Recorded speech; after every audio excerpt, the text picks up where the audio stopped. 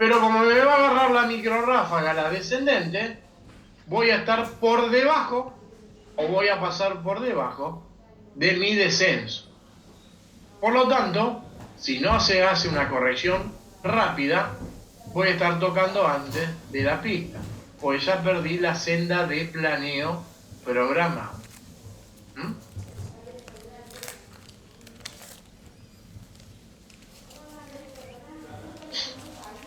Acá tenemos ¿Tres que te debía? ¿Tres que te debía? con Debía. Te debía. otro ejemplo. Debía. Te ¿Sí? debía. Te debía. Te debía. Te debía. Cuando eso. yo empiezo Tres. a tener viento de cola, 2 de Erika. ¿sí? Empiezo Y a sin mío, ¿sabes? querer que ¿Está bien? Y el herrero no me dio la plata todavía. bajar la nariz porque me aumenta la Será para velocidad. el lunes. ¿Ok? Listo. Al querer bajar la nariz, aumento el descenso. ¿Sí? Y eso hace que yo empiece a cabecear con la aeronave. Siempre y cuando cabecear es que no empiezo a tener una trayectoria constante. Eso hace que si yo estoy bastante alejado del suelo, no voy a tener problema. Si yo estoy cerca del suelo, muy posiblemente tenga un impacto contra el terreno.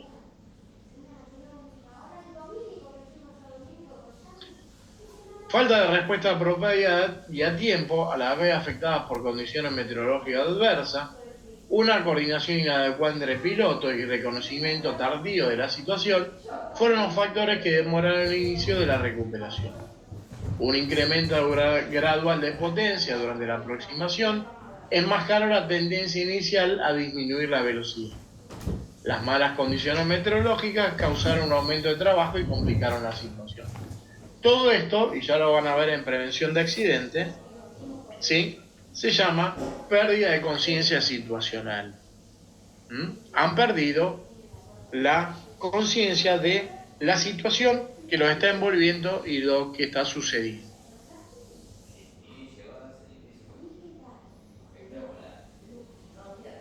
Sumado a que yo vengo en una aproximación, el piloto viene por instrumentos y después tiene que hacer una transición a lo que es a la aproximación visual para poder tocar. Acordémonos que en nuestro país no hay ningún ILS o sistema de aterrizaje por instrumento que sea 0-0. La transición de instrumentos a referencias visuales puede haber afectado la vigilancia de los instrumentos. La inadecuada coordinación entre tripulantes quizá disminuyó la atención requerida para detectar a tiempo las desviaciones de trayectoria planeada. Una aproximación estabilizada con bien definidos avisos durante la misma es esencial para saber reconocer a tiempo cualquier desviación en la trayectoria e iniciar una correcta o una pronta corrección para una correcta aproximación. Evaluación meteorológica. Un detenido estudio de las condiciones meteorológicas antes del despegue y el aterrizaje es indispensable para prever el encuentro concordante. Los indicios de la existencia o posible formación de ellas deben ser una señal clara para demorar el despegue o dirigirse a otro aeródromo con mejor tiempo. En condiciones de nubes convectivas asociadas a tormenta o en nubes no tan activas, pero dentro de una zona de aire caliente y seco, la posibilidad de formación de cortantes es muy alta. Si el pronóstico es de tormentas, lluvia fuerte, granizo, viento con ráfagas, ¿sí? Las cortantes que se producen dentro del aire seco son más difíciles de reconocer. Una gran separación entre temperatura y punto de condensación es un indicio a considerar que el aire está muy seco. Junto con otros parámetros de temperatura, ráfagas de viento, presencia de cumulonimbus, deben ser tenidos en cuenta.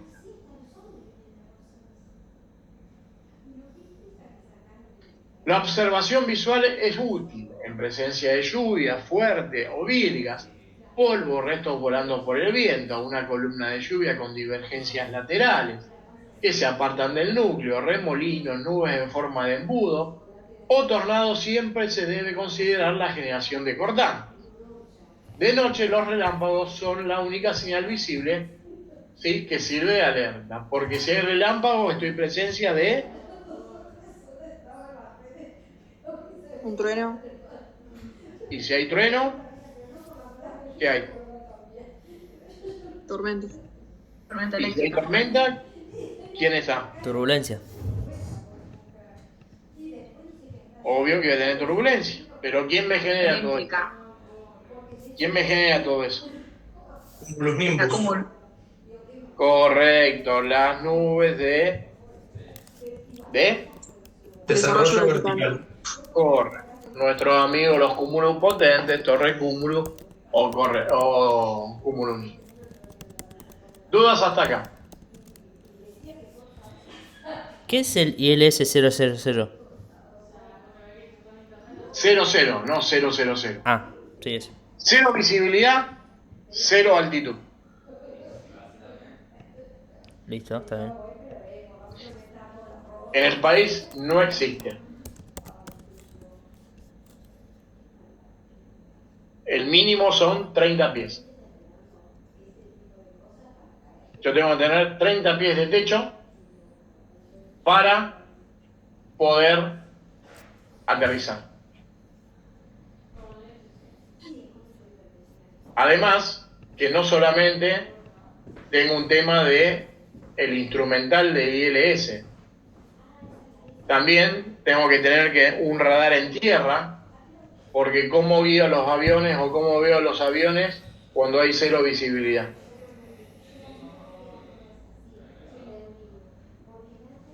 ¿Cómo los ve el torrero? ¿No tiene un radar?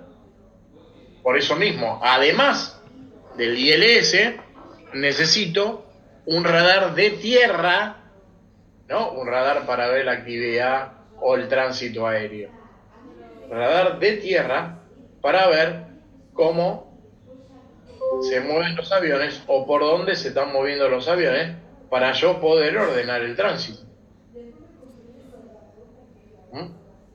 Sumado a que los tripulantes y los aviones tienen que estar certificados para ese tipo de categoría. Ya para ser categoría 2 y categoría 3 tienen una certificación especial. Ya lo van a ver en navegación, ¿sí? ¿Cuáles son las categorías del ILS? ¿Aeródromos vieron? No. ¿No vieron aeródromo? Bueno. Pues tenían la posibilidad de que a lo mejor de ahí lo vean. Bueno, última clase teórica. Tormentas. Si hablamos de tormentas, ¿de quién estamos hablando? De desarrollo vertical. Muy bien. Como siempre vamos a ver generalidades, clasificación de las tormentas, la estructura y análisis de condiciones meteorológicas. Y por último, células y grupos.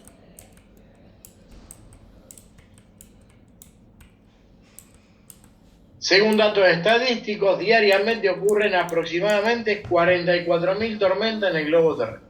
O sea que en este momento, estadísticamente, hay muchísimas tormentas. En la Argentina, dicho fenómeno meteorológico se produce con mucha frecuencia, especialmente al norte del grado 40 de latitud.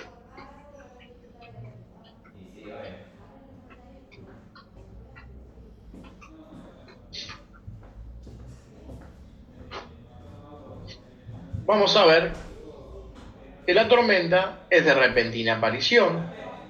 Las condiciones adversas y aún peligrosas que las mismas producen son viento fuerte o de mucha intensidad, granizo, reducción de visibilidad, turbulencia severa, formación de tornados. Que en nuestro país es muy raro que se produzcan ¿qué? Tornados. Tornados. Si bien hay tornados, hay sectores donde se producen los tornados, no es tan usual como en otras latitudes, como ser Estados Unidos. Condiciones atmosféricas necesarias para la formación de tormenta. ¿Y al final? ¿Qué factores debería haber? ¿Se confirmaron? ¿Qué cosa? ¿Mañana vengo o no? Viento. Sí, a las 4 si no me equivoco. ¿Por la Bien. tarde? Sí. A ver, ¿quién ¿Hasta más? qué hora? Hasta la noche. ¿Y domingo? Ahí me Humedad. Muy bien. ¿Qué más?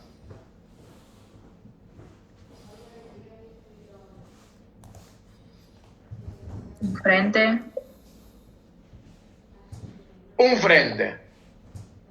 ¿Y qué tipo de frente? ¿Cualquier frente me genera una tormenta? Y el, va a sonar breve, pero tipo el choque entre los dos, si es muy fuerte, lo va a desarrollar. ¿Y siempre? No, Ah, bueno. Hay uno que siempre me genera tormenta. Depende de dónde venga el viento. Si del sur. ¿No es el frío? Depende de donde venga el viento. Cuando vimos masas de aire, ¿qué tipo de masa de aire teníamos?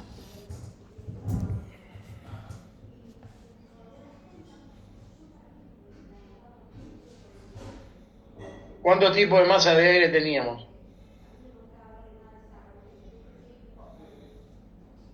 ¿O cómo se clasificaban?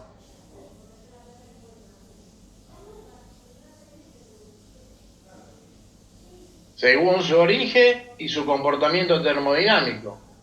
Según su origen, ¿cuál era?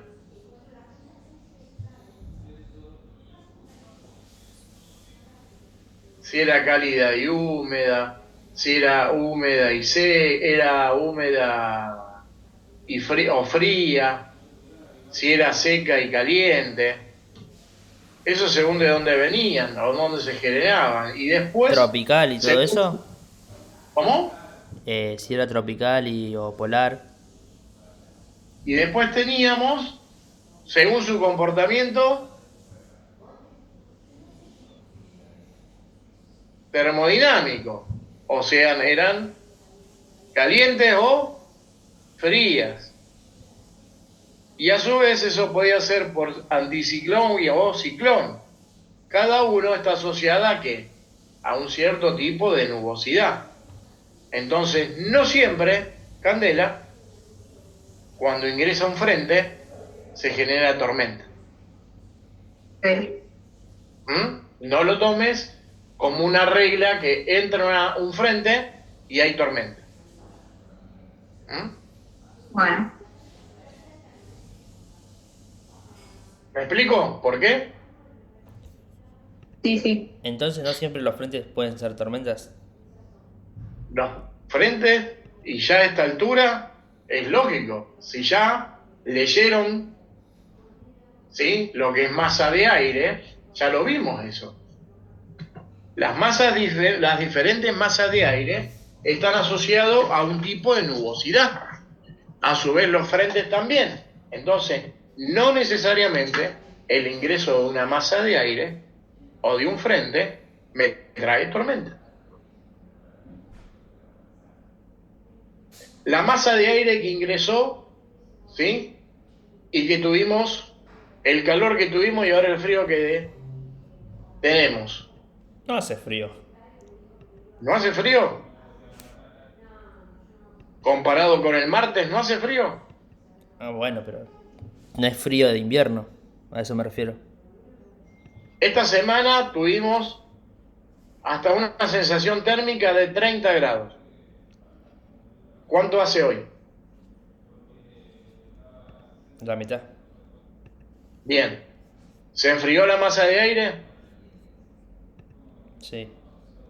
Bien. ¿Entró una masa de aire fría? Sí. Bien. ¿Hubo tormenta? No. Bien. Eso es lo que quiero que entiendan.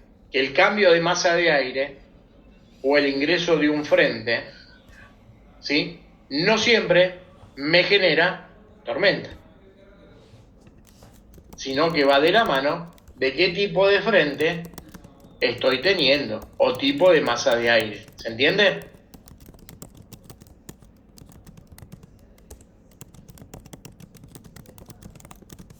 ¿Se entiende o no? Sí, sí. Sí, profe. Perfecto, maravilloso. Siempre escuchamos la inestabilidad del aire, ¿no? El aire está inestable. ¿No escuchamos siempre eso?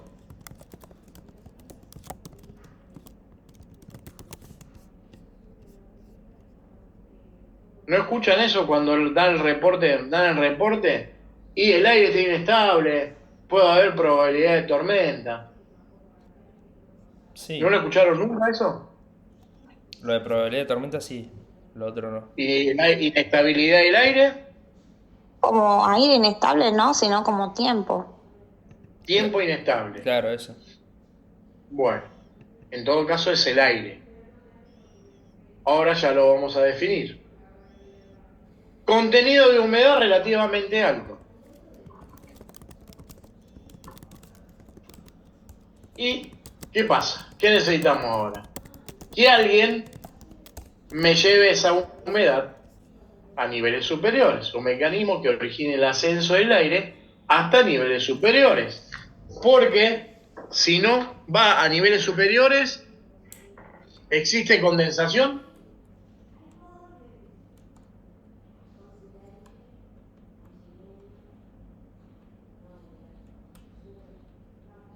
No, no existe. Muy bien, no existe porque yo necesito que el aire se enfríe.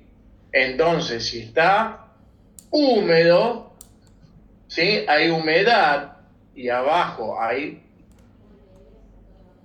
mayor temperatura, necesito que algo me lo lleve hacia arriba para que se enfríe. ¿Y cómo se llama eso?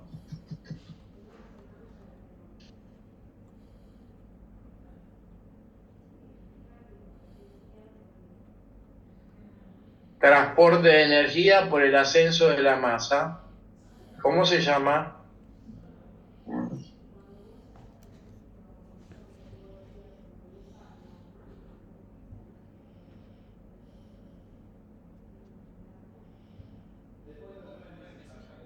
Lo rindieron en el primer examen.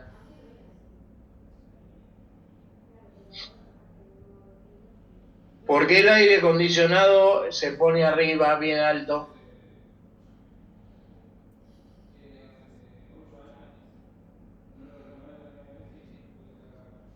Porque el aire que tira es más pesado, más denso. Muy bien. ¿Y por qué pongo la estufa bien abajo? Porque es lo inverso al aire que sale del aire acondicionado, es más liviano. Tiende a subir. Mal. Cuando se genera un ciclo de ascenso del aire caliente y baja el aire, ¿sí? Frío. ¿Cómo se llama eso? Esa circulación de la masa de aire.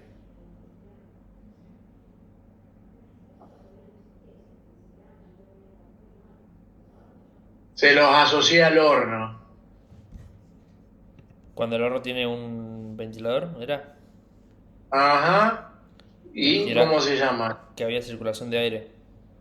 ¿Cómo se llama eso?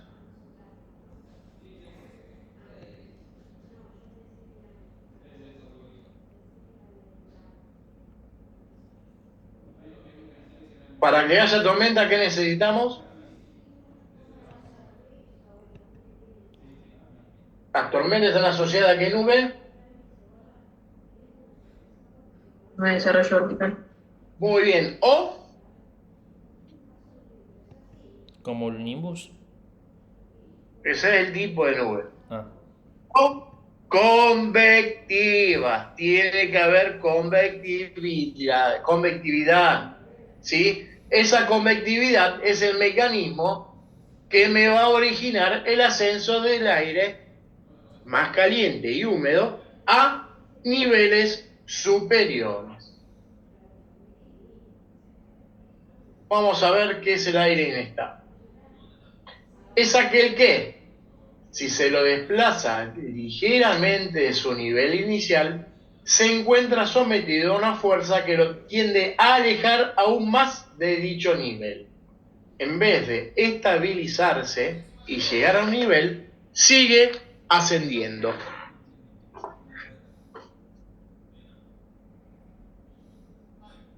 Contenido de humedad relativamente alto. Se requiere que el contenido de humedad sea alto. ¿A efecto de qué? Al originarse el ascenso del aire, se produzca la condensación con cierta facilidad. Un mecanismo que origine el ascenso del aire hasta niveles superiores.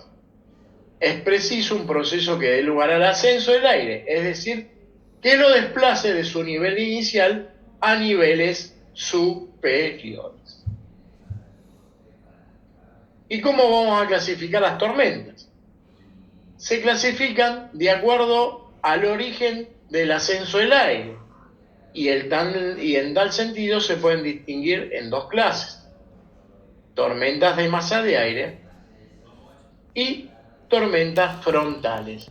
Ahora sí le vamos a dar identidad a esas masas de aire que están en movimiento. Tormentas de masa de aire se pueden originar por efecto de una intensa insolación al producirse un gran calentamiento del aire en capas en contacto con el terreno.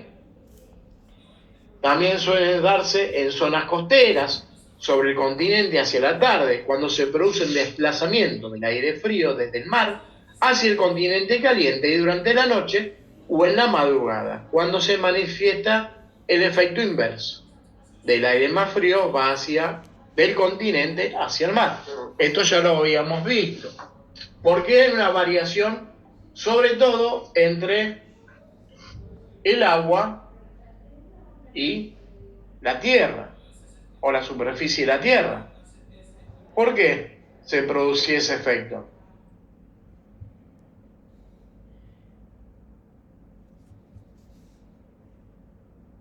¿Puede volver a preguntar, por favor? ¿Por qué se produce este efecto entre el agua y la tierra? Y una está más caliente y la otra está más fría.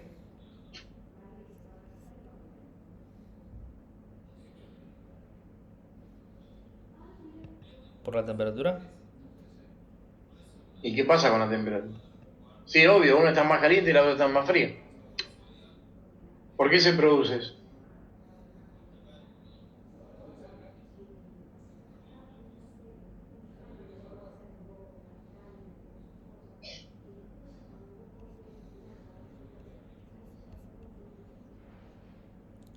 ¿Era lo de que cuando es de noche enfría más y el sol después calienta? El agua se calienta más rápido o menos rápido que la tierra.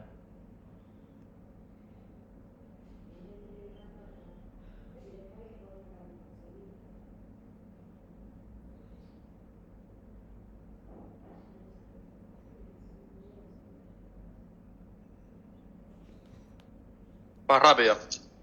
Más rápido, no señor. El agua se calienta más lento y se enfría más lento que la tierra. La tierra se calienta más rápido y se enfría más rápido. Por eso hay una diferencia térmica, y en este caso, cuando el aire viene ¿de dónde? Del agua, que está más fría y húmedo, entra a la tierra, ¿sí? El suelo está más caliente, entra en contacto, se empieza a calentar y empieza a ascender hasta que se enfría. Por lo tanto, ¿qué se produce? Una convección. Y si se produce la convección, ¿qué se produce?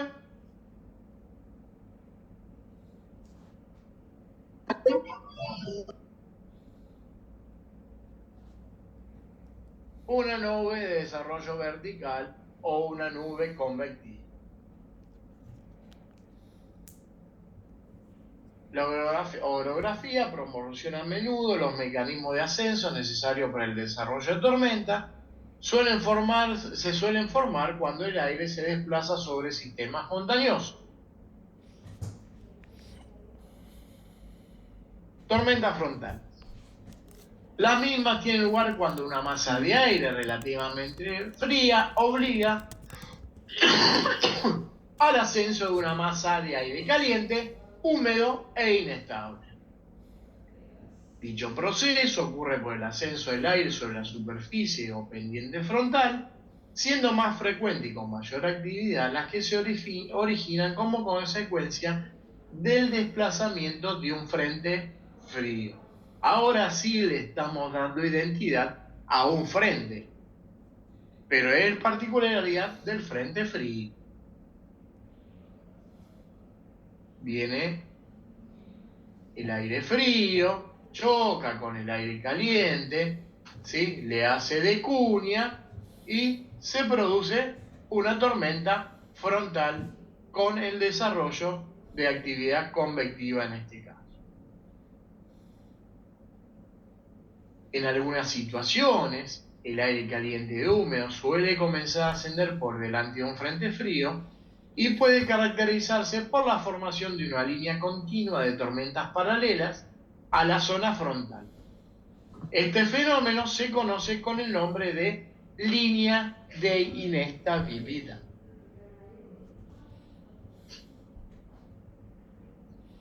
Una tormenta generalmente consiste en un conglomerado de nubes convectivas y no de una sola nube. La nube individual de este conglomerado recibe el nombre de célula de tormenta. Cada célula se comporta como una unidad y cumple su propio ciclo de vida, independientemente de las demás células adyacentes. El ciclo de vida completa de esas células se desarrolla en un periodo de alrededor de 1 hora y comprenden 3 etapas, de acuerdo con los movimientos verticales que se predominan. Y son estado de desarrollo, estado maduro y estado de disipación. Estado de desarrollo. En este estado las nubes son cumulus, congestus, spilius o calvus. Hay por lo general corrientes ascendentes a través de toda la nube y las torres crecen a una velocidad apreciable y pronto superan la isoterma de 0. ¿Qué sucede acá? Hay por lo general corrientes ascendentes a través de toda la nube y las torres crecen a una velocidad apreciable. Fíjense las flechitas que vemos acá, y a medida que vamos ascendiendo, las flechas son cada vez, estos vectores son cada vez de mayor magnitud. ¿Se acuerdan? Que no me acuerdo quién preguntó si Candela o Brunella, que por qué si tenían hielo no caía. No me acuerdo si era alguna de ustedes dos. No, yo tampoco me acuerdo.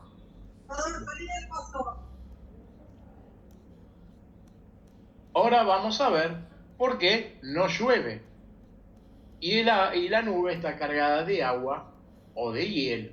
¿Por qué? Por el estado de desarrollo hay corrientes ascendentes que mantienen a todas estas partículas de agua. Profe, una pregunta, capaz medio Sí. boludo. No hay preguntas, si no hay es, preguntas más. si es hielo, ¿el hielo no tiene peso?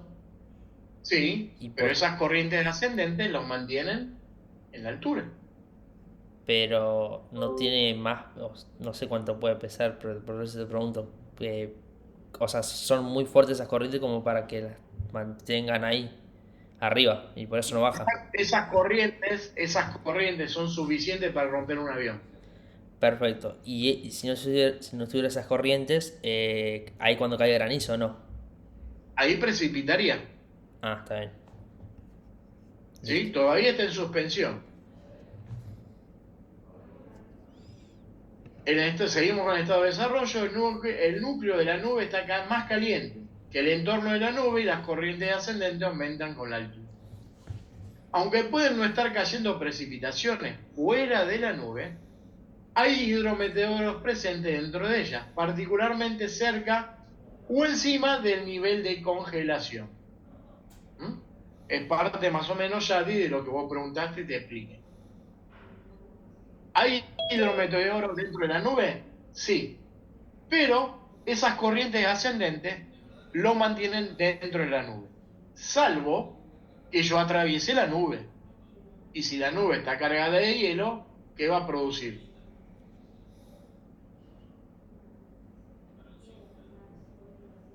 Y te va a destrozar todo el avión.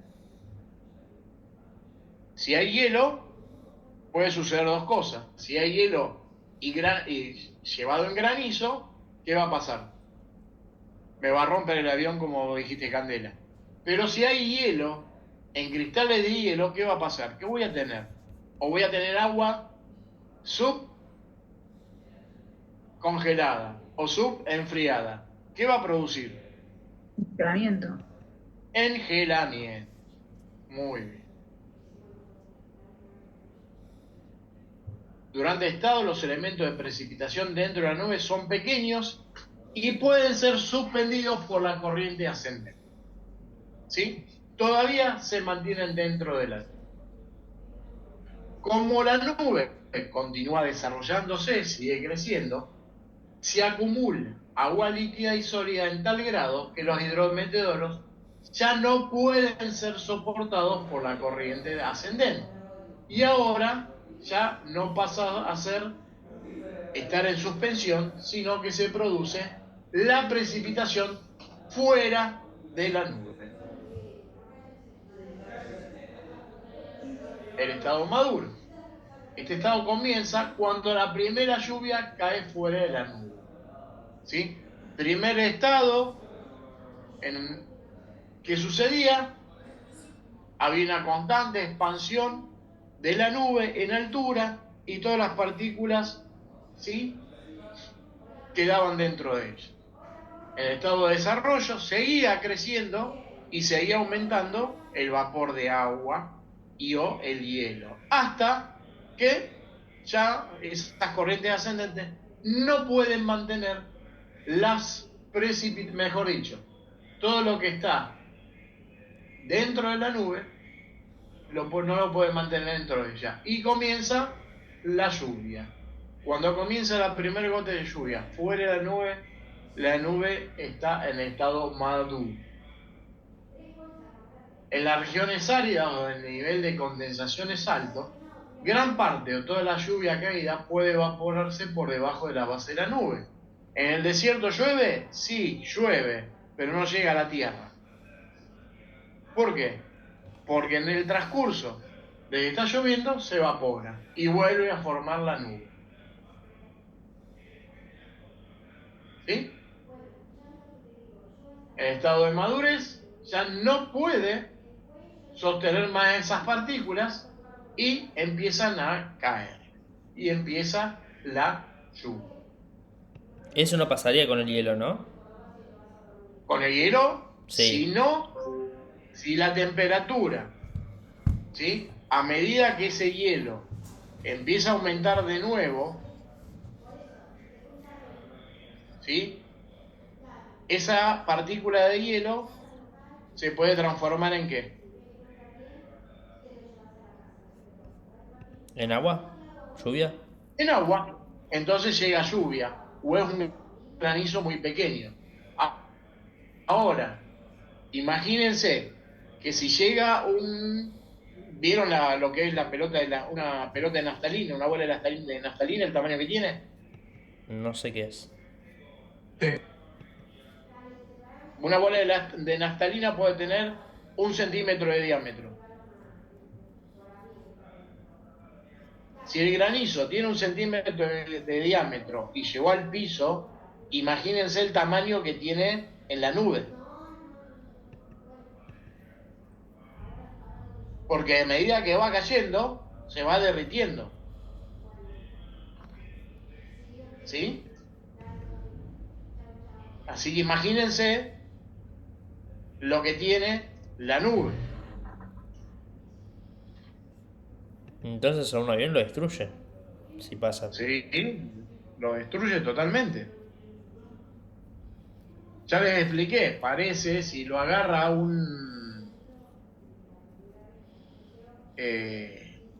el hielo, ¿sí? Es como si agarrara un martillo bolita, el martillo se utiliza en la chapería, que de un lado es plano y el otro lado, la cabeza es como una bola.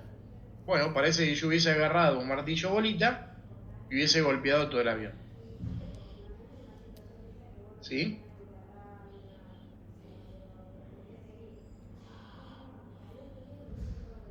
¿Todos tienen el teléfono en la mano? No, yo no. Y Sí, ¿Lo tienen? sí. Bueno, ahora les voy a compartir una foto de un avión de Delta, ¿sí? Un 767, el 24 de julio, ¿sí? Después de despegar del aeropuerto de Milán.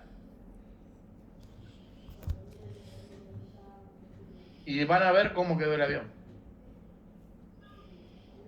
Aguárdenme que se las comparto.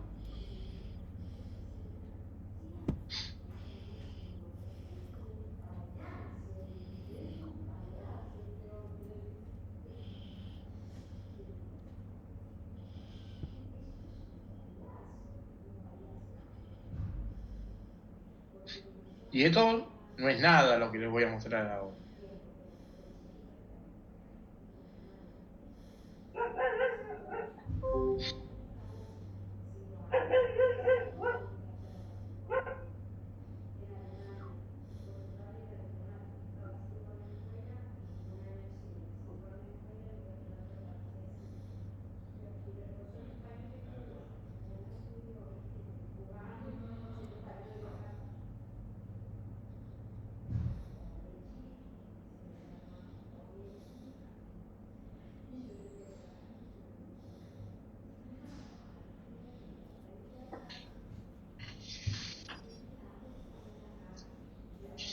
¿Lo recibieron? Sí. Sí. Bueno, eso es el efecto granizo en la nariz de un avión.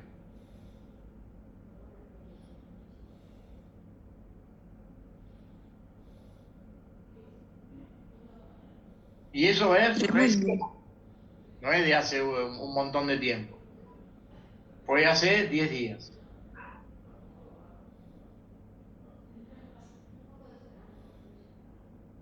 No sé, pregunta rara. ¿Por qué todo fue a la trompa? ¿Por qué no está todo destrozado también la otra parte? Porque, ¿qué es lo que primero pega en la aeronave? La trompa. ¿Y por qué el Claro, parabrisas es- está en buen estado? Bueno, no se nota. es- ¿Cómo? ¿Por qué el parabrisas si está ahí nomás? Porque las piedras no fueron lo suficientemente grandes para romperle el parabrisas. Pero entonces si cambia de nivel, ¿cómo? O sea, el impacto da ahí, pero no en el parabrisas. No, le han pegado en el parabrisas, pero Ah, no fue está lo bien. suficientemente grueso el granizo para que le rompa. ¿Vos querés ver parabrisas roto? Una pregunta, ¿lo que hay a los costados son sensores o son como cosas saliendo? Son los indicadores de AOA. Ah, está bien. Los indicadores de AOA son indicadores de ángulo de ataque de la aeronave. El ángulo de ataque es cómo tiene la nariz, ¿sí? Con respecto a lo que sería el horizonte o la línea de vuelo. ¿Mm? Y ya también lo van a ver en avión. ¿Lo vieron en aviones o no? No, tuvimos motores, pero no No vimos. vieron nada de eso. ¿Vos que te gusta ver sangre, Jackie?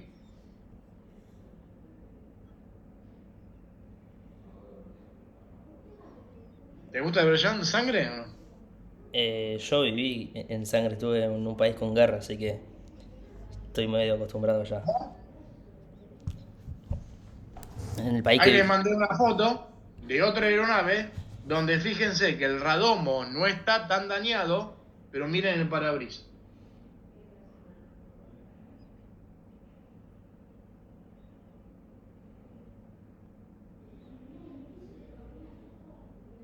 ¿Les llegó? Sí, sí. Sí. ¿Ven el parabrisas cómo está?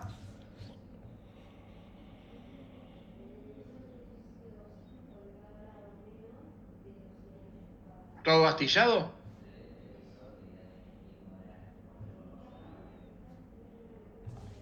¿Lo ven o no? Sí, sí, sí. Bueno, esas son las consecuencias de lo que es el granizo. Ahí estoy buscando a ver si tengo otro.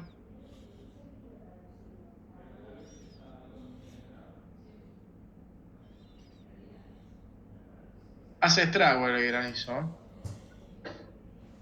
Y si me meto en turbulencia severa, eso no es nada. Me destruye el avión.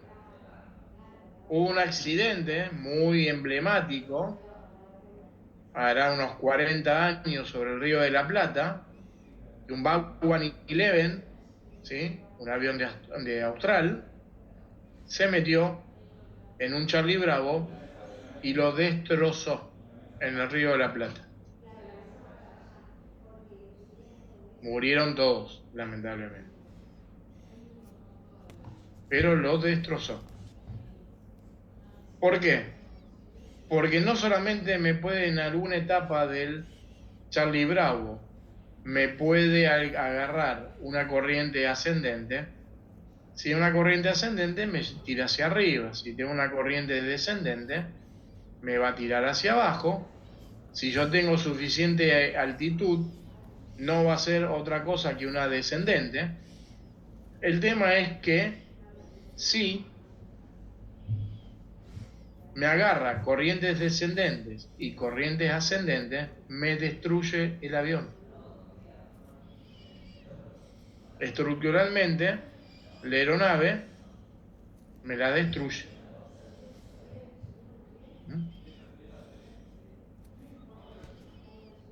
¿Es muy común que se junten las dos juntas? ¿Qué cosa? ¿La corriente ascendente y descendente? Sí, en etapas del Charlie Bravo, sí. Sí. Voy como un serrucho. Con ese serrucho, a mí me destruye la aeronave.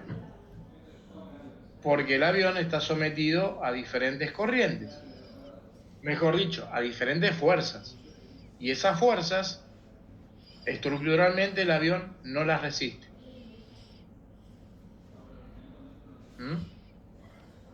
Ahí les voy a mandar otra, visto desde adentro, cómo está el parabrisas.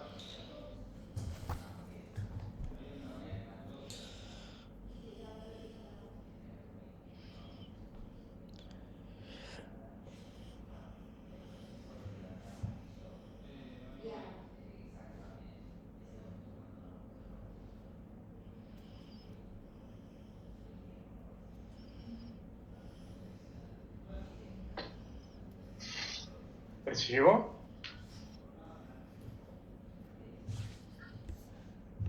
Sí. Sí, sí, profe. Bueno, así está, pero hay muchísimo material de cómo son las consecuencias de haberse agarrado granos. A lo que vos me preguntás, Chadi, hace 2 años, 3 años, hubo 27 heridos en un vuelo de aerolínea.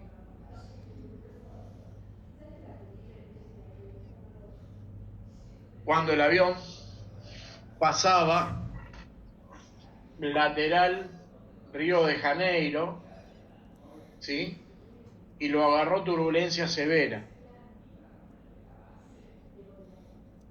Esa era parte de que pasó, atravesó un Charlie Bravo, o cerca de un Charlie Bravo, y los carros quedaron pegados en el techo.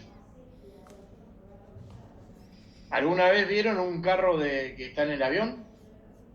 ¿De comida?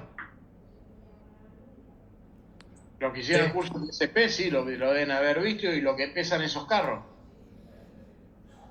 Sí, sí. Bueno, imagínense que eso quedó en el techo. Por la corriente descendente que les agarró. Si a mí me agarra una corriente descendente, me va a generar que voy a tener una G negativa, o sea, todo va a empezar a pasar a flotar dentro del avión. Así que imagínense la descendente que le agarró la aeronave para que un carro, cuando estaban sirviendo la comida, quede pegado en el techo. O sea, quedó incrustado. No, pegó en el techo, no quedó incrustado, cayó, Ah, está. ¿sí? Pero quedaron otras cosas pegadas en el techo, sobre todo la comida y un par de pasajeros. Volvamos a la estructura de las tormentas en estado maduro. En climas más húmedos y la lluvia alcanza el suelo y es normalmente fuerte. La resistencia friccional ejercida por los hidrometeores dentro de la nube retarda la corriente ascendente y la cambia en corriente descendente, la cual, una vez iniciada, acelera los procesos termodinámicos.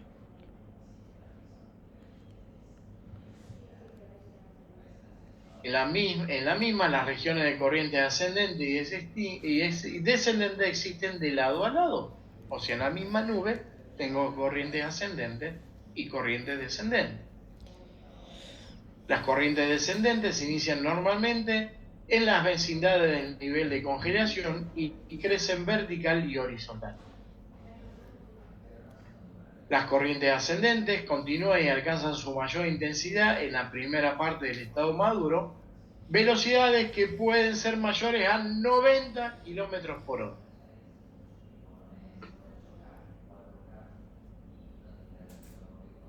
Son unos cuantos pies por minuto. La corriente descendente es usualmente más débil que la ascendente y es más pronunciada en la parte inferior de la nube.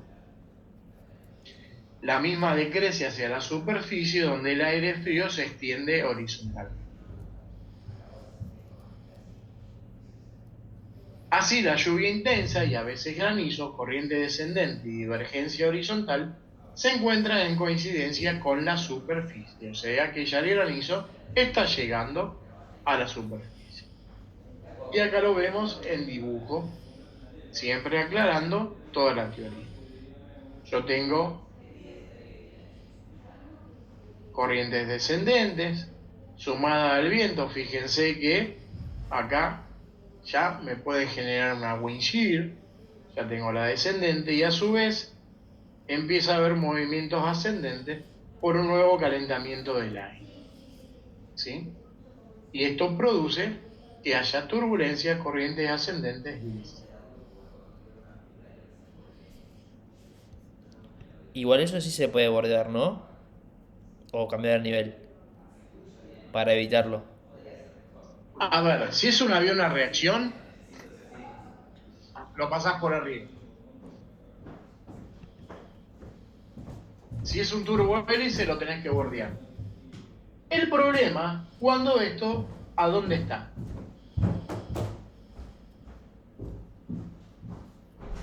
¿A dónde está esto? ¿Cuál es En lo el más? aeródromo. ¿Cómo? En el aeródromo. En el aeródromo, que está en zonas para lo que es la aproximación o para el despegue. Porque si es en ruta, yo me puedo apartar, lo puedo pasar por arriba, ¿sí? O por el costado. El problema principal, cuando esto yo me lo encuentro en la vertical del aeródromo. Y normalmente, cuando tengo este tipo de tormentas, no está identificado el Charlie Bravo, porque está dentro de otras nubes. Normalmente está mezclado y tengo NIMBY. y stratus cumulus. El problema es cuando está mezclado en la capa o tengo altus cumulus, que no los veo. La única manera de vislumbrarlo, ¿cuál es?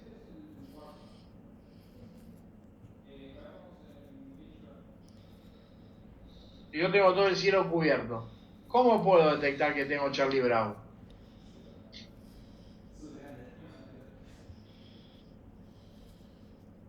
Y no un nimbo stratus.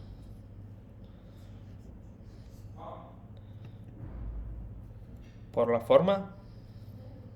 No, si está todo está todo cubierto. Está bien, está bien. ¿Cómo lo voy a ver?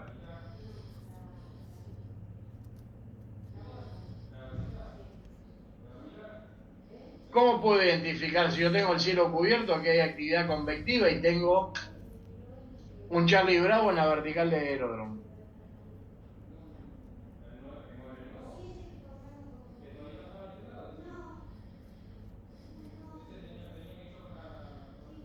¿Cómo es la intensidad de lluvia en un nimbo stratus?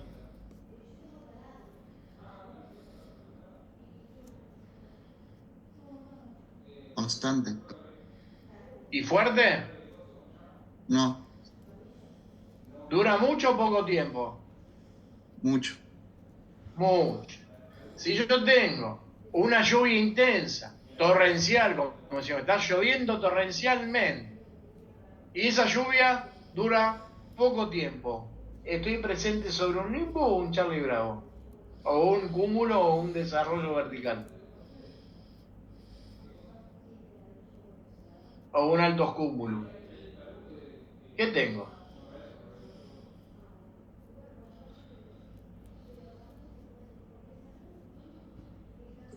Desarrollo vertical.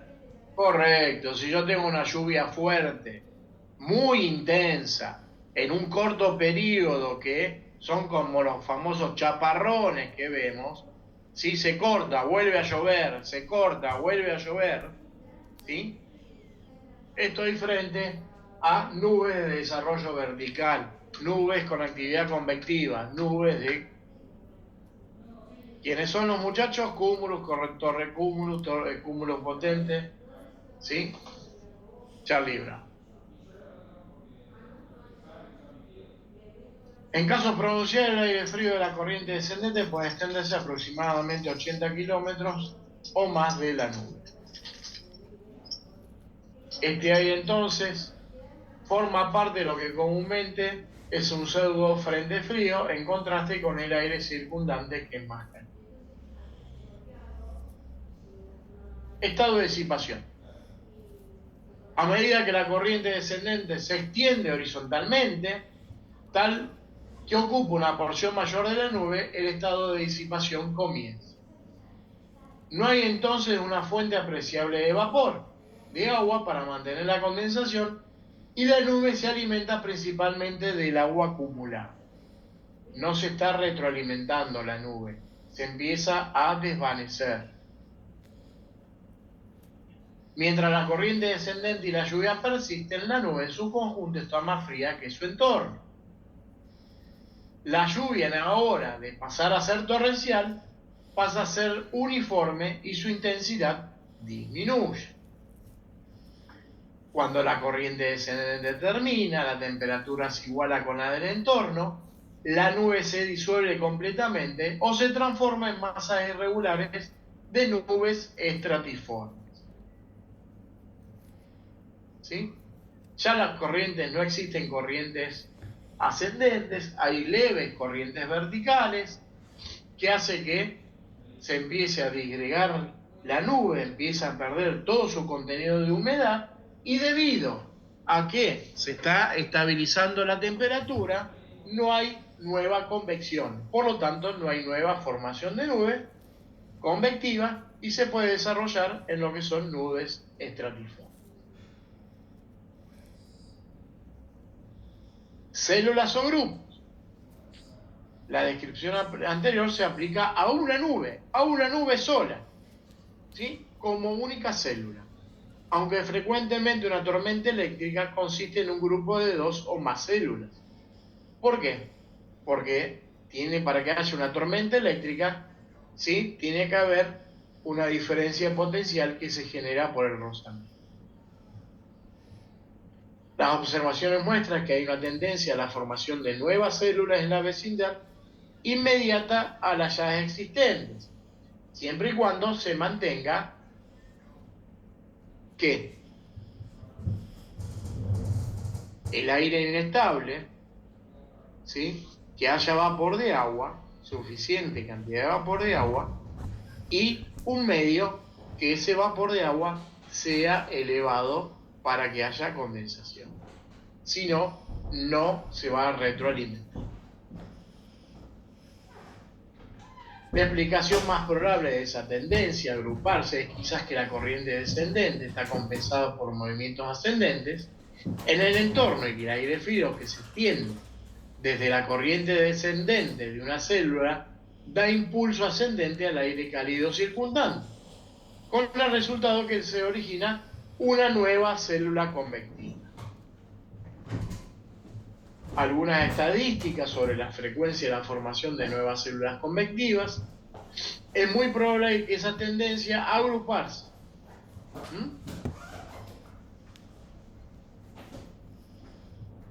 entonces tenemos que cuando yo veo una masa, sobre todo en el radar, voy a ver una gran mancha roja. ¿Vieron alguna vez una imagen radar de una tormenta? No. Sí. Sí. Bien.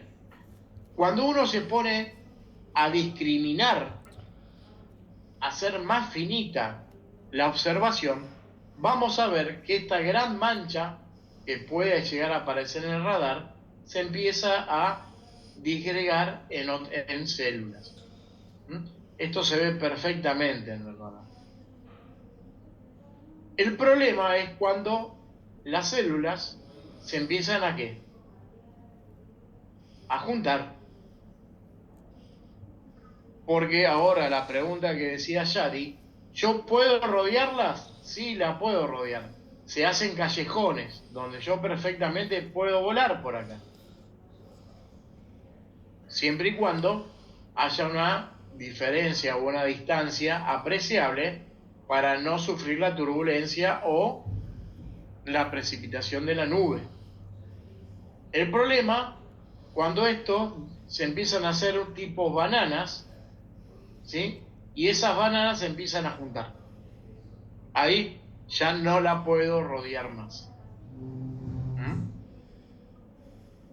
Esto se ve perfectamente en radar cuando yo empiezo a poner una mayor discriminación en millas, o sea que la observación cada vez es menor en el sentido de distancia. El radar tiene varios rangos de distancia. Yo puedo ver a 400 millas y puedo ver a 7 millas, por ejemplo. Y en rangos de 400, 300, 200, así, hasta que a partir de las 100 millas es cada 50 o cada 10. Entonces yo puedo discriminar y ver bien cómo está la formación de las nubes. Mejor dicho, más que de las nubes, de las cielos. Análisis de condiciones meteorológicas. En las condiciones o en las regiones áridas, el tiempo de tormenta de una célula única es más frecuente. A menudo la lluvia se evapora antes de alcanzar el suelo. La corriente descendente, sin embargo, alcanza el suelo y puede producir tormentas de arena y de polvo. En climas húmedos son más frecuentes las tormentas agrupadas. La configuración de la lluvia caída sigue estrechamente la distribución de las células. La duración de la lluvia de una célula individual puede variar desde pocos minutos hasta una hora. ¿Sí? La formación de un Charlie Bravo, ¿sí? Desde que nace hasta que muere, o sea, en el periodo de desarrollo, hasta que la disipación puede tardar pocos minutos o hasta una hora. La intensidad máxima de lluvia se observa directamente debajo del núcleo de la corriente descendente y poco después que la primera lluvia alcanza el suelo.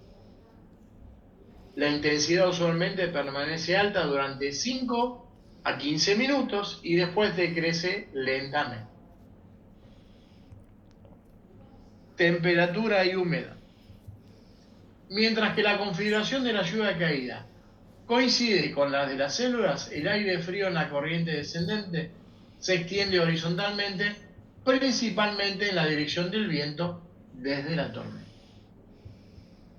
La caída de temperatura puede, por lo tanto, adelantarse al arribo de la tormenta. Al iniciarse la lluvia, la humedad relativa a la superficie crece rápidamente sin llegar a la saturación. Después de unos pocos minutos, la humedad relativa desciende a veces hasta 70% o menos mientras la lluvia es intensa. En el estado de disipación, cuando la corriente descendente se debilita, la humedad crece y se aproxima a la saturación. Y si se aproxima a la saturación, ¿qué tipo de nubosidad nos va a dejar?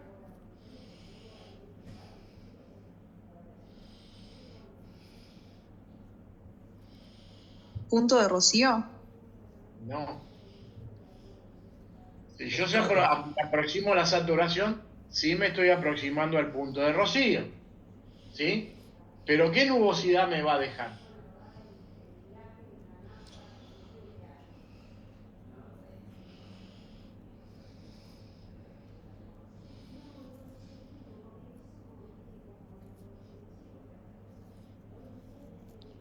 Si ya dejo de tener actividad convectiva,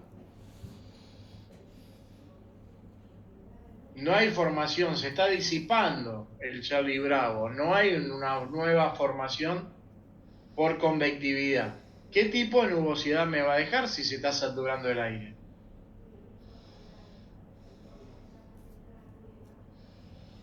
Niebla. Muy bien, ¿y la niebla está asociada a qué tipo de nubes? Bajas. ¿Qué tipo de nubes? Ahora sí, decime el nombre de la nube.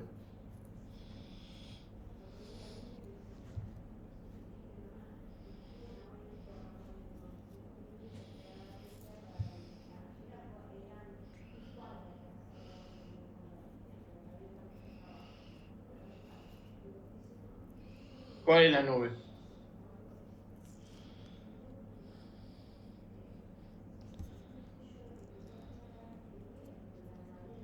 Para todos, ¿cuál es la nube?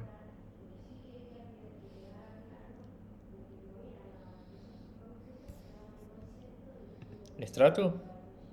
Exactamente, estrato. Y puede ser cúmulo también, ¿no? ¿Cómo? También puede ser cúmulo. ¿No? ¿El cúmulo es una nube baja? No, está bien. Para que haya cúmulo, ¿qué dijimos que tiene que haber? Convectividad. Sí. Bien, si ya no hay más convectividad, porque se está estabilizando la temperatura, Claro, o sea que no está caliente. Se estaría está desarmando enfriando. la nube, ¿o no? Se está desarmando el Charlie Bravo, Claro. o la nube de tormenta, ¿sí? Y no se retroalimenta porque no hay aporte de aire más caliente, ¿sí? Y se empieza a enfriar. Si se empieza a enfriar y se aproxima, o la humedad se aproxima al punto de saturación, ¿qué tipo de nubosidad voy a tener? Voy a tener nubosidad estratiforme. ¿Puede llegar a formar niebla? Sí, señor. Si sigue descendiendo y saturándose, sí. Los registros de humedad indican que la corriente descendente no mantiene la saturación aún presencia de grandes cantidades de agua líquida. También que las observaciones de la temperatura de las gozas de lluvia muestran que esta, después de iniciarse una lluvia intensa en varios grados más fría que el aire ambiente, esto tenderá a mantener la no saturación. Pero en este caso, ¿por qué? Porque no alcanza, ahora sí, Brunella, el punto de rocío. ¿Mm? Habíamos dicho que para que se forme niebla, de cuántas maneras se podía formar la niebla. O mejor dicho, de cuántas maneras se podía saturar el aire.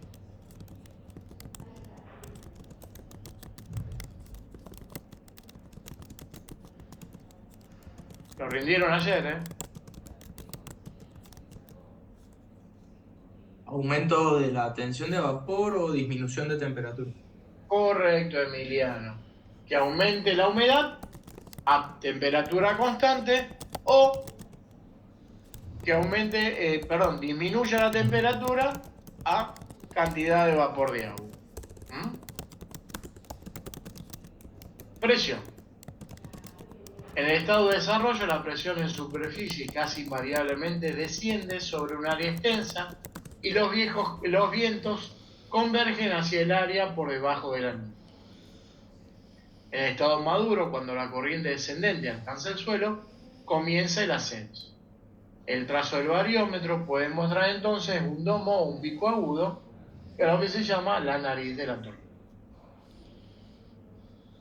Hidrometeoros, que se producen durante la tormenta. Los hidrometeoros en las nubes de tormenta consisten principalmente en lluvia, nieve y granizo y pueden estar presentes simultáneamente a través de las capas profundas de la nube. Se puede encontrar lluvia en todos los niveles, al menos hasta aproximadamente 8 kilómetros.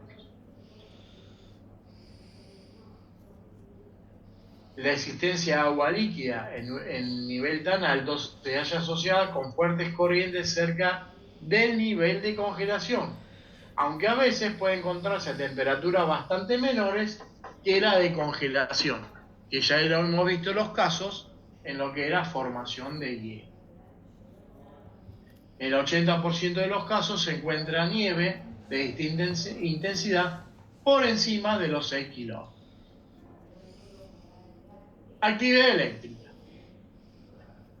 Se ha explicado que durante la tormenta tiene lugar en el interior del Charlie Bravo fuertes corrientes de aire turbulentas, regiones con temperaturas muy inferiores de congelamiento, cristales de hielo y granizo. Mediante una interacción, dichos elementos son responsables de un proceso de separación de cargas, cuyo resultado es la acumulación de cargas positivas en la cima de la nube y de cargas negativas en la base de la misma.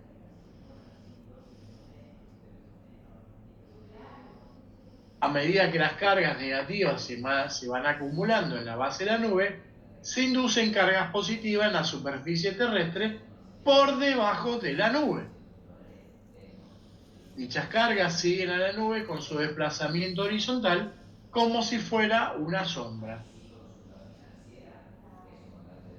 En dichas condiciones es posible que se produzca la descarga eléctrica a través de rayos. Durante una tormenta eléctrica es posible observar diferentes clases de rayos. Muchos se propagan entre la nube y el suelo y algunos lo hacen entre dos nubes o dentro de la misma nube, porque se genera, por ese rozamiento de las partículas, se genera una diferencia de potencia. Y esta foto es real. En este caso, la nube está descargando sobre la Tierra.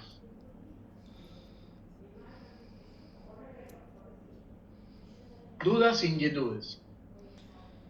¿Esto se puede Hasta generar acá. mucho más en zonas marítimas o es lo mismo? Es lo mismo, hay zonas, por ejemplo, yo les di el ejemplo de que acá tenemos una zona que es una fábrica de rayos, pero ¿por qué? Pues se fabrican rayos, no, es porque tiene una alta descarga en la Tierra, que les dije que era el puente Zárate-Bracelargo, una estructura totalmente metálica. Hay tormenta, automáticamente ¿de dónde descarga? En el puente. ¿Mm? Cuando hay tormenta, mejor no pasar por ese puente. No pasa nada porque tiene pararrayos y tiene continuidad. Mientras los pararrayos estén en condición, no pasa nada.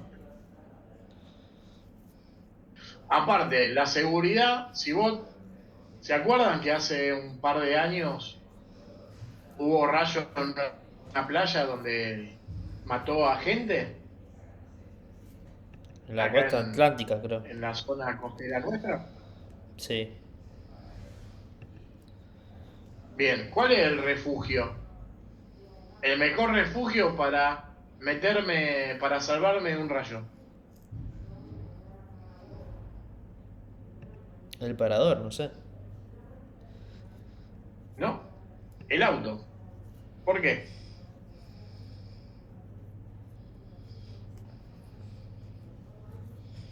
¿No es por las ruedas?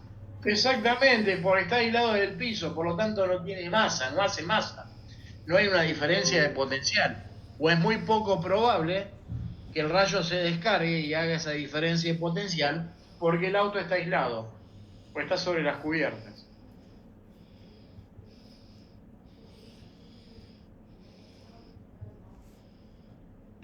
¿Se entiende?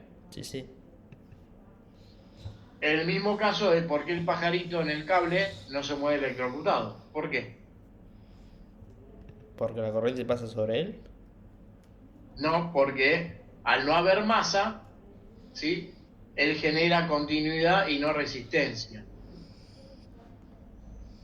¿Sí?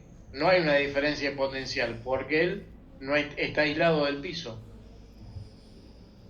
¿Mm? ¿Entiendes? Ahora, si el pajarito tocara dos cables, ahí sí, se moriría.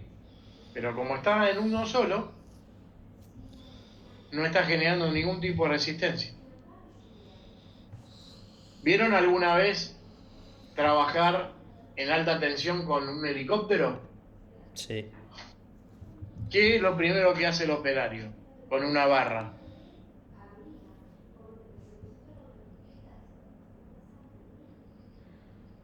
¿Tiene como una soldadora o algo así?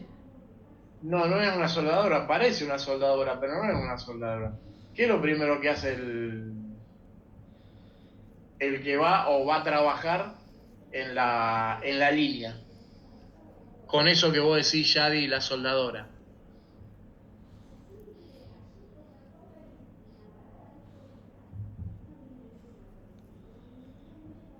¿Qué está haciendo? Está equilibrando las cargas, porque lo que vos decís que es soldadora no lo es.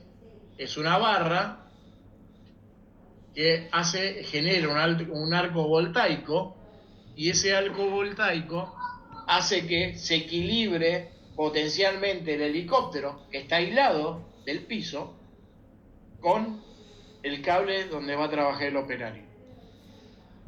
Se equilibran las cargas. Porque si no equilibra las cargas y lo hace que el helicóptero tenga continuidad, genera resistencia y puede hacer de que haya una diferencia de potencial y esa carga vaya a la Tierra, produciéndose una descarga, ese arco voltaico vaya a la Tierra, o le genere una explosión a la aeronave.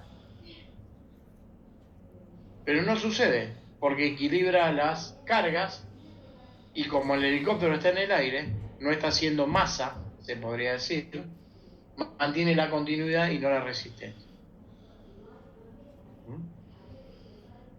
Por eso el operario que trabaja con electricidad, ¿qué tiene que tener? En sus pies. ¿Tiene como un traje especial? Eso es lo que trabajan con muy alta tensión. ¿Qué tienen que tener? Un zapato de seguridad con una suela bien aislante, entonces no hay resistencia. Y normalmente usan guantes, ¿por qué? Para no quemarse, porque los cables están calientes. Lo que vos decís, el traje especial que utilizan es por la temperatura o por una explosión que se haga por una diferencia de potencial. pero no tocan los cables, los trabajan con barras. Pero el tipo está trabajando con una barra con 15.000 voltios y no tiene problema. ¿Vieron alguna vez cambiar un fusible de un transformador?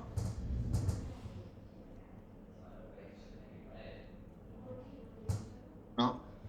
Bueno, busquen, si les interesa, busquen por internet cómo cuando el operario se acerca, cómo con esa barra, que es lo que dice acá Yadi, parece un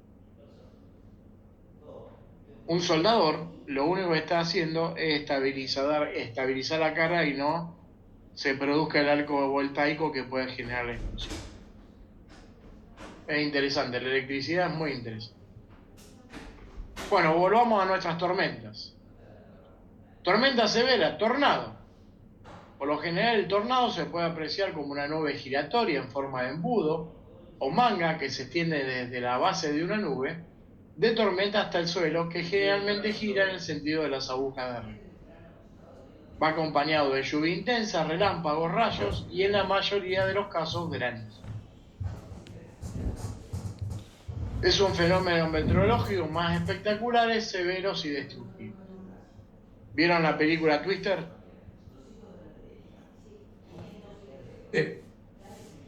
Y vos sos de mi época, Emiliano, más o menos, me parece.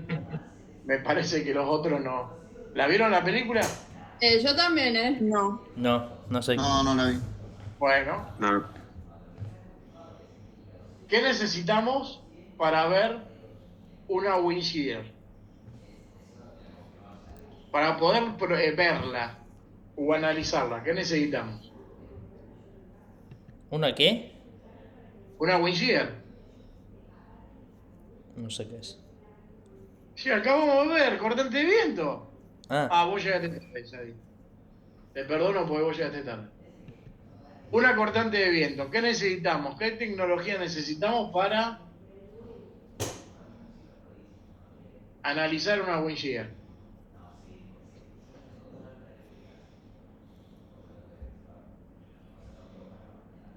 ¿Un radar? ¿De qué tipo? Doppler, carísimo. Entonces, ¿cuál es el métier de la película? Que los cazadores de tornados quieren que a través de pequeñas bolas metálicas que quieren meter en el embudo puedan ver cómo es el desplazamiento de las corrientes, porque con cualquier radar lo pueden ver. Por lo que ve, no son las partículas de aire, sino esas pequeñas bolas de metal que están volando en la corriente. Bueno, de eso se trata la película. Puede llegar a devastar completamente una comunidad por acción combinada de la tremenda fuerza del viento giratorio que se origina, el cual puede llegar a alcanzar a 500 km por hora, y la diferencia de presión que se produce en él y el entorno es altísima. Esperemos que nadie se cruce con un tornado. Bueno, ¿dudas?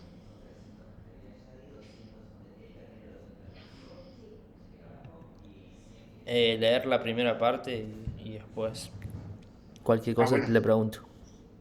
Perfecto. ¿Al resto, dudas conceptuales? No, profe.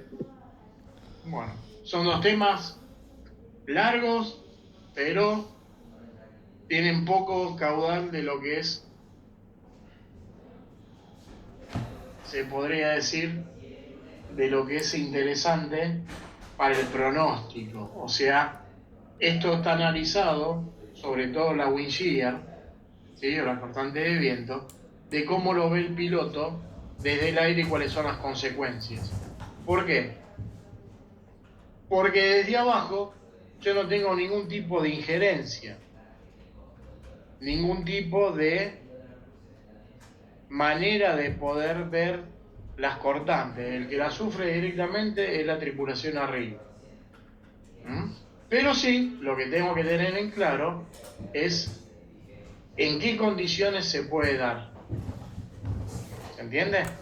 De manera que si yo sé cuál es el estado del tiempo que está sucediendo, es muy probable que tenga constantes de viento. ¿Dudas?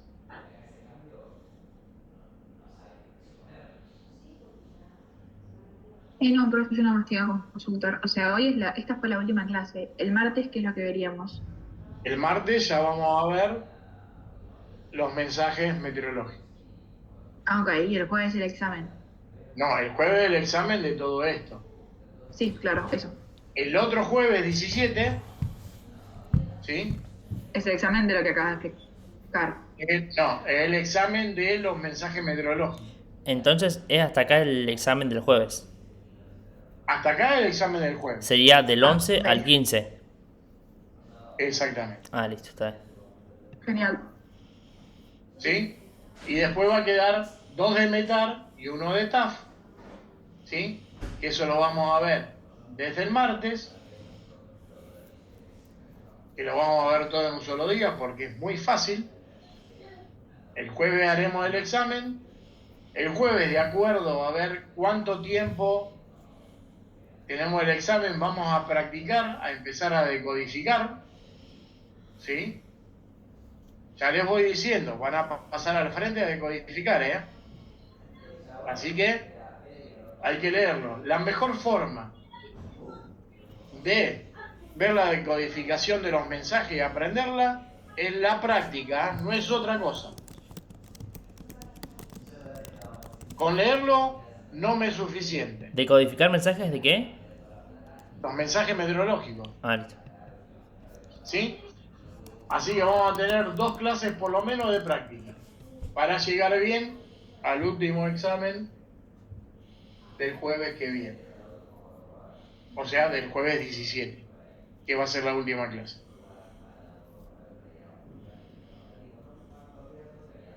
¿Dudas?